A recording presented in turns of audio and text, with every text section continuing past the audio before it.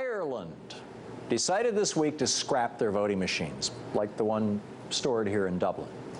They're selling them for scrap metal because they found that they were too unreliable and too easy to hack. They'd only used them once back in 2002. That was enough. Unfortunately, America hasn't learned as quickly as the Irish. It used to be in America that exit polls were the gold standard to determine if there were shenanigans in an election. For over a century we used them, and we got very, very good at it.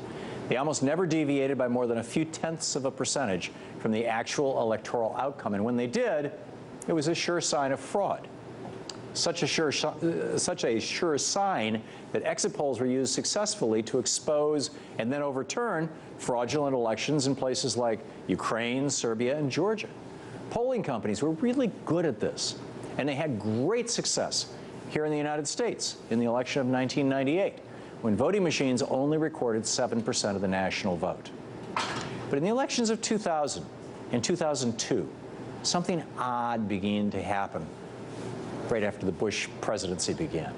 It was called redshift, because in certain states where there were a lot of voting machines being used, Republican candidates did better in the vote the machines reported than in the exit polls. In the election of 2004, New York, Pennsylvania, Florida, and Ohio led the charge with a redshift toward George W. Bush of 276,000 votes in New York, 228,000 votes in Florida, 190,000 in Pennsylvania, 160,000 in Ohio. You can see these are those four states, and it continues on down through here. So you can see this is the red shift, and then there was some blue shift into California and Texas. Interesting. But this was just the beginning of the voting machines. It started 2 years earlier. This is the 2004 election. In 2002, when voting machines began to appear everywhere across America because George W. Bush had signed into effect a law called the Help America Vote Act, or HAVA, that gave billions of dollars to the states so that they could buy these machines from private corporations like Diebold and ES&S. It was the high water point of the privatization of our vote. For 2 centuries, our vote was counted by volunteers and government workers overseen by representatives of the political parties.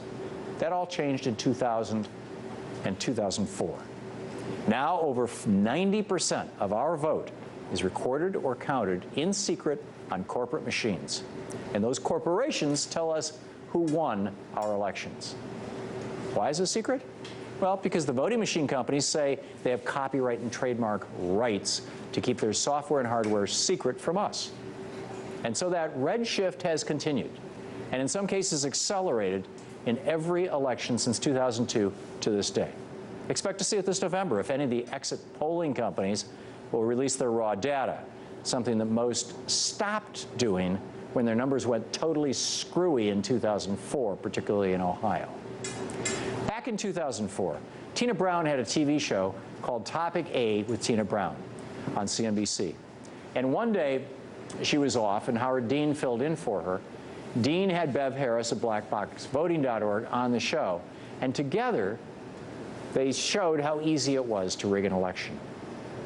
This is the official program that the county supervisor sees. As we can see here, Howard Dean has 1,000 votes, and Lex Luthor has 500, so you're beating Lex Luthor. You see we have 800 votes here for you and 400 for Lex Luthor. Let's just flip those. We'll make that 400, and we'll give 100 votes to Tiger. Let's just see what happened here. We'll go back into GEMS the legitimate way. And as you can see now, Howard Dean only has 500 votes. Lex Luthor has 900, and Tiger Woods has 100 votes. We just edited an election. It took us 90 seconds. It took only 90 seconds to change the outcome of an election on a Diebold machine. A few months later, on March 7th of 2005, John Kerry's wife, Teresa Heinz Kerry, told a group of Seattle guests at a March 7th, 2005 lunch for Representative Adam Smith, according to reporter Joel Connolly in an article in the Seattle Post-Intelligencer, 2 brothers own 80% of the voting machines used in the United States. Connolly said that Heinz Kerry added that it is very easy to hack into the mother machines, which is what you just saw Howard Dean and Bev Harris do. Canada experimented with voting machines and dumped them, as did the Netherlands. This week, it's Ireland. We should follow suit. It's not just that any technology, particularly a secret proprietary technology, is vulnerable to hackers. I mean, it's true, but far more important is the concept of our commons. We created government in the United States to administer our commons, the things we all own in common. Our roads, parks, our police and fire stations, our army, our libraries, our public schools. And of course, government itself, because it administers all those commons, government itself is the ultimate commons. And the way that you and I tell our government how to behave is through our vote. So the linchpin of our republic is our vote. It's the most crucial of the commons, of the things that let us do everything else. And without any public debate or discussion, George W. Bush turned that most important part of the commons, that beating heart of democracy, the vote, turned it over to fewer than a half dozen very secretive and Republican Party connected corporations. This is insane. We need to learn from Ireland's experience and sell our voting machines for scrap metal and go back to counting paper ballots by hand like virtually every other developed country in the world does. Privatizing our vote was a crime against democracy. It's time to undo that crime and take our votes back from Diebold and the other corporations.